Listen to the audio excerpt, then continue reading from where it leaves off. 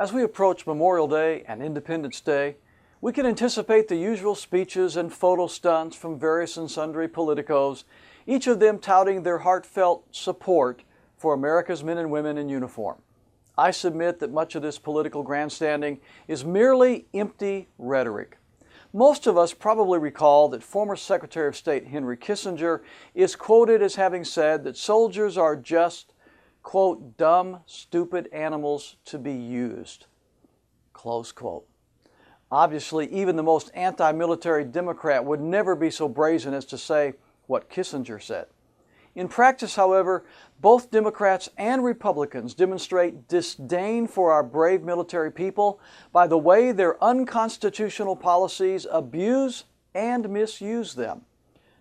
Whenever the White House sends our troops overseas to serve as United Nations peacekeepers, they abuse our military. Whenever our troops are put under foreign commanders, our military is abused. I remind you that back in 2003, President Bush announced to the UN that the reason he had invaded Iraq was for the purpose of securing, quote, the credibility of the United Nations, close quote.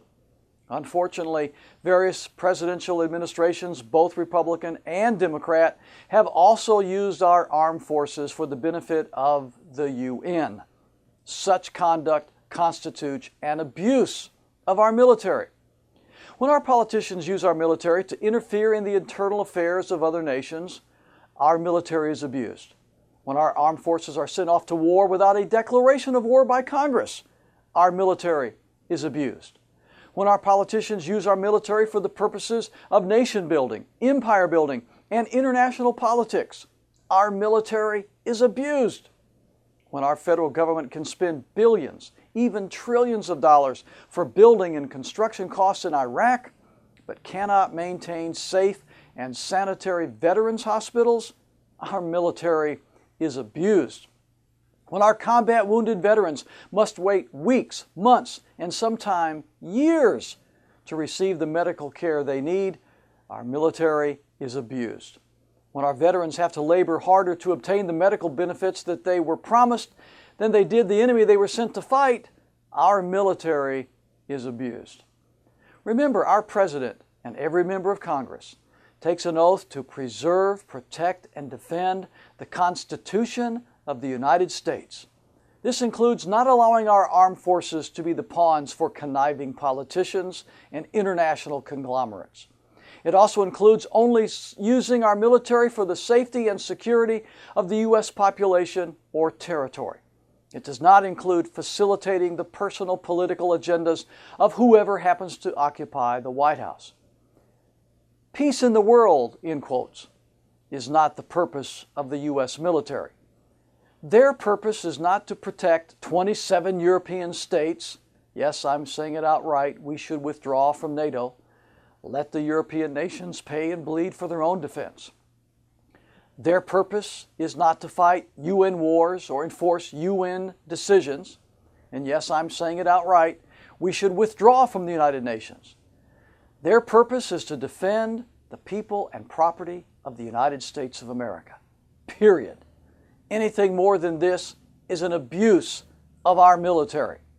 To keep our forces in Iraq as an occupation force year after year, maybe decade after decade, is an abuse of our military.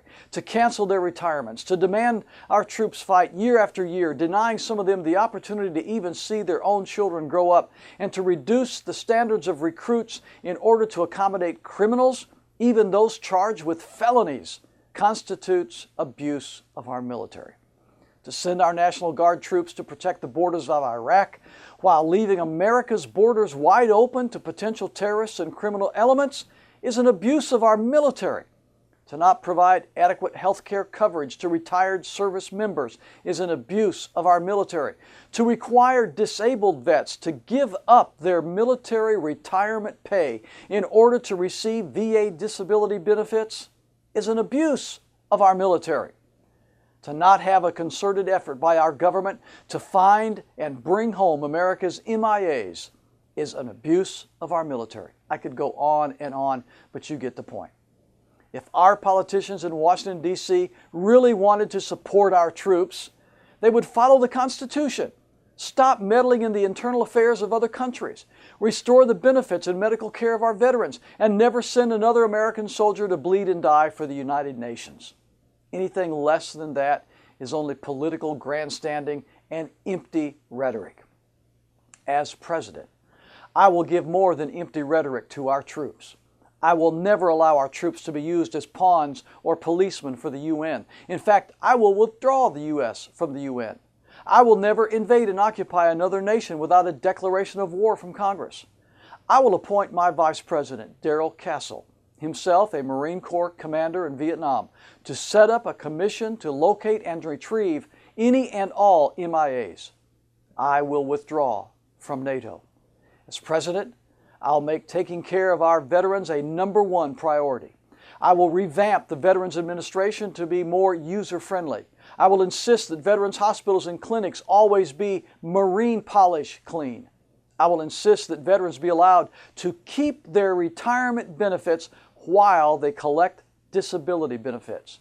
As President, I will use our National Guard forces to protect America's borders, not the borders of other countries, and I pledge to never use our brave men and women in uniform for any private political or corporate agenda, but only for the defense of the people and territory of the United States.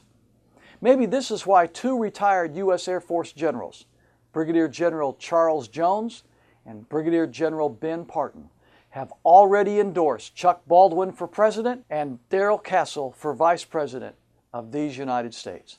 General Jones went so far as to say, and I quote, "America's only hope is to elect Chuck Baldwin for President and Darrell Castle for Vice President," close quote. If you want to help my campaign, please go to Baldwin2008.com and donate to our Memorial Day, Independence Day money bomb. I need 1,000 people to give $100 to help us launch our call to restore the Constitution. That's Baldwin2008.com. Thank you.